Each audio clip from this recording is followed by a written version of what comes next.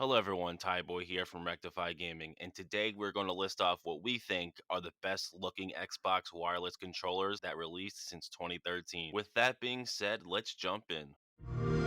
To kick off this list at number 5, we are going with the 20th anniversary Xbox controller that released November 15th, 2021 to celebrate 20 years of Xbox. The controller has a nice combination of black and green, which resembles the original Xbox. What's neat about this controller is the clear shell around it because we rarely see this with Xbox controllers in its history. Most recently, we've seen it with the Forza Horizon 5 controller, and then recently with the Starfield controller, the triggers you can see through, which is pretty cool. This controller also has green colored grips on the back side of it, and they use black colored buttons as well, which is something you can actually do on the Xbox Design Lab. This controller was really limited when it came out. It was available for a few months, but now if you want to get it, you're probably going to have to buy it off of someone reselling it on eBay or other markets. But this was definitely worthy of number 5 on this list. Next up on this list, we have the Crimson Omen controller. It was the third and final controller in the Gears of War 4 set, and the design was very similar or even exactly like the Elite variant that was released around the same time.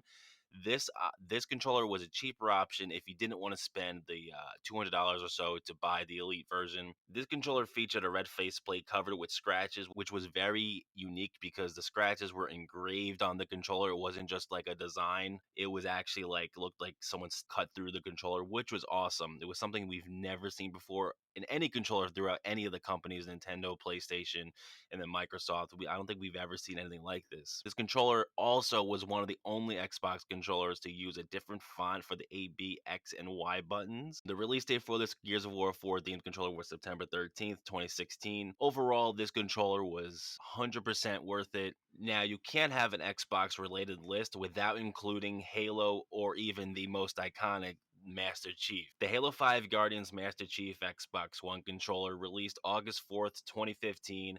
This one is based off the Mjolnir powered assault armor worn by Master Chief. It also featured gold D pad and triggers.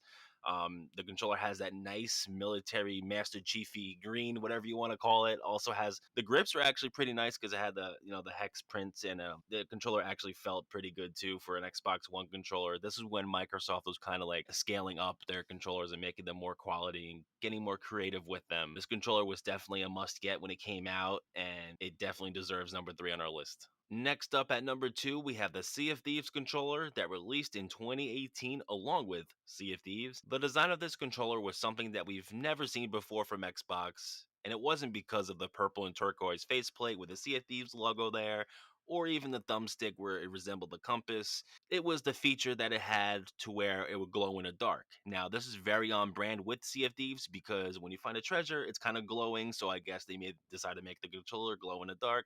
I don't really know. I'm not part of the Xbox marketing team. That was just my assumption, but it's really cool. And being a fan of purple, this controller is really nice. And it was very limited, of course.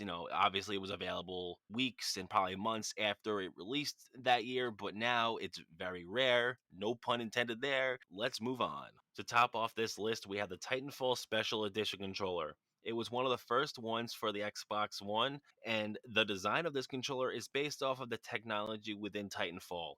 As you see on the controller, there's a lot of going on.